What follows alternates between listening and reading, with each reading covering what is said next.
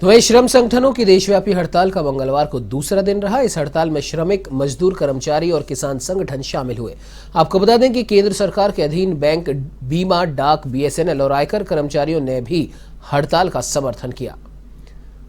All India bank employees association की ओर से राजधानी जयपुर के सी स्कीम में कैनरा बैंक शाखा पर प्रदर्शन किया गया, जिसमें बैंक कर्मचारियों ने अपनी मांगों के समर्थन में और केंद्र सरकार की नीतियों के खिलाफ जमकर हल्ला बोला।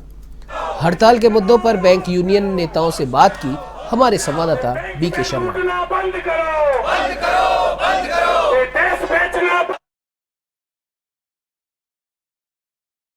श्रम संगठनों की हड़ताल का ये दूसरा दिन है और यहाँ राजस्थान में और राजधानी जयपुर में इसका काफ़ी असर नज़र आया है। ख़ासतौर से जो बैंक एम्प्लॉयज़ एसोसिएशन हैं उन्होंने इस हड़ताल को भरपूर समर्थन दिया है और कल भी लगातार धरने प्रदर्शन हुए थे और आज भी विभिन्न जो बैंक संगठन हैं उनकी ओर से धरने प्रदर्शन किए जा रहे हैं। यहाँ पर सी स्कीम में कैनरा बैंक की ब्रांच के सामने ये प्रदर्शन जारी है और सरकार की जो विभिन्न नीतियां हैं इनके विरोध में ये हड़ताल जारी है। इसमें काफ़ी महिला कर्मी भी आए हुए हैं। आज इसी पर और बात करेंगे और जानेंगे लोकेश जी क्या रहेगा ये मुद्दे, क्योंकि 2 दिन की हड़ताल है, क्या इससे आपके मांगे सरकार मान सकती है?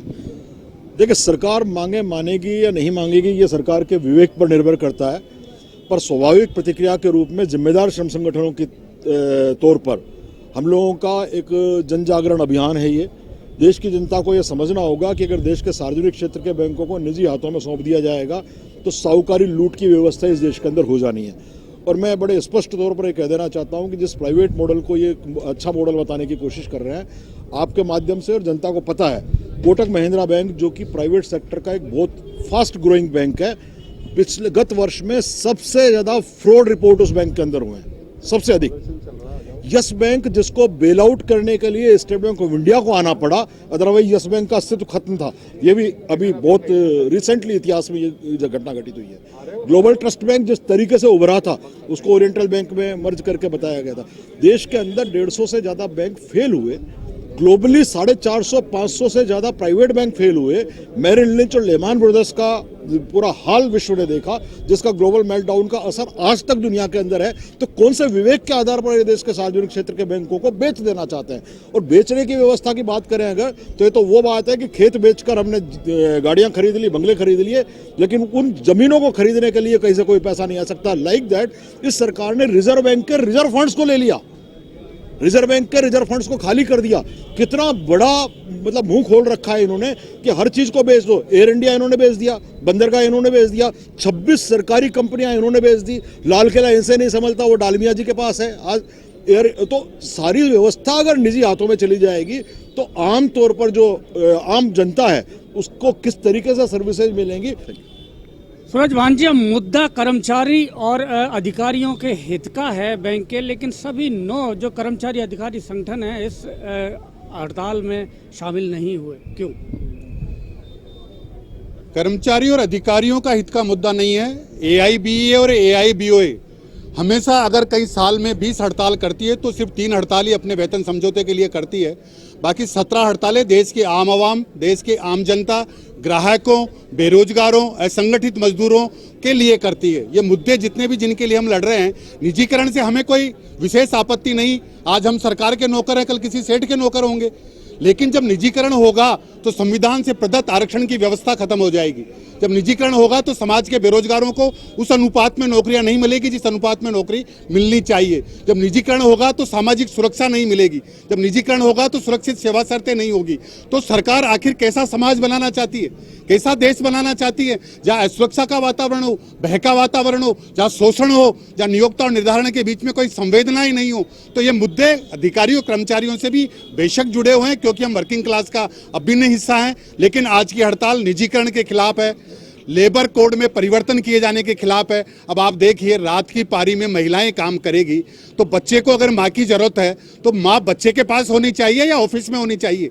ये देश के प्रधानमंत्री को और इस वित्त मंत्री को, और वो जो देश की बहुत बड़ी प्रवक्ता बनती है मैडम मिनिस्टर है, उनको सोचने का विषय है कि आखिर आप समाज कैसा बनाना चाहते हो। अब मार्च की क्लोजिंग में हुई ये हड़ताल कितनी असरदार है, क्योंकि पहले तो बहुत ज़्यादा असर हो सकता था इसका, लेकिन इस बार ज़्यादा नज़र नहीं आ रहा, क्यों?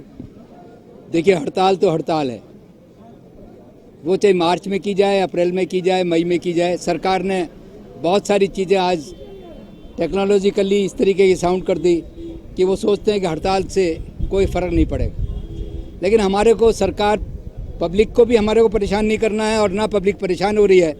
हमारे को तो आम आवाम को ये बताना है कि जो मुद्दे all India bank employees association ने जो उठाए हैं वो जनहित के मुद्दे हैं, क्योंकि जब देश की आज़ादी के समय से जो ये संगठन बना 1946 से, तब से लेकर के आज तक ये जो बैंकों का राष्ट्रीयकरण की मांग उठाई, all India bank employees association ने उस समय मांग उठाई, बैंकों का राष्ट्रीयकरण हुआ।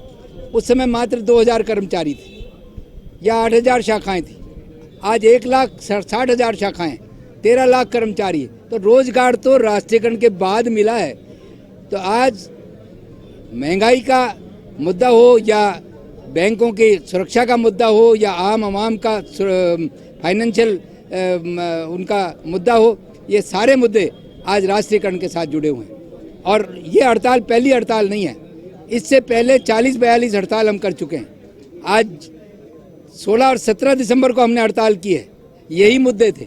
और हम ये कहते हैं बैंक कर्मचारी चाहे वो निजी क्षेत्र में काम करे चाहे सारे पब्लिक सेक्टर में काम करे, उसको तो नौकरी करनी है सुबह 10 से 5 नहीं। आज देश का आम आवाम जिसके लिए हमने संघर्ष करके आज राष्ट्रीयकरण कराया है, उस राष्ट्रीयकरण को सरकार लेकर के किन के हाथों में देना चाहती है वो सुरक्षित नहीं है। वो पैसा जो निजी हाथों में जाएगा, आज बैंक ऑफ राजस्थान को हमने देखा, बैंक ऑफ राजस्थान का पैसा आज बाहर, राजस्थान के बाहर काम में लिया जाता था।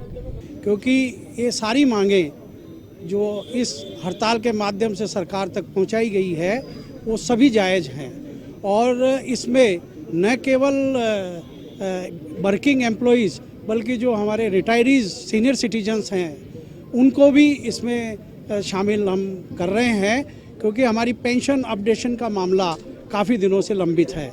जब अगर और कर्मचारियों से हमारी तुलना की जाती है तो उनके हर वेतन आयोग के बाद पेंशन बढ़ जाती है। हमारे यहाँ जो एक बार पेंशन फिक्स होती है वही ताउम्र चलती है। तो ये भेदभाव वाली नीति जो है सरकार की वो नहीं चलनी चाहिए, और इस हड़ताल के माध्यम से हम हमारी मांगें सरकार तक पहुँचा रहे हैं।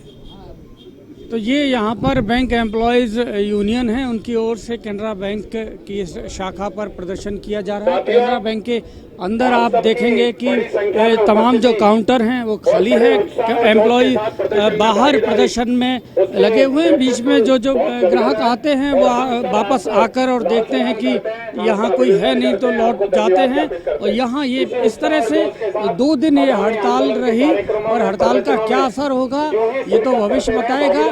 फिलहाल ये इस 2 दिन की हड़ताल के कारण बैंकिंग सेवाओं पर भी आंशिक असर रहा है। कैमरामैन विजय गिरी के साथ BK Sharma, A1 TV Jaipur.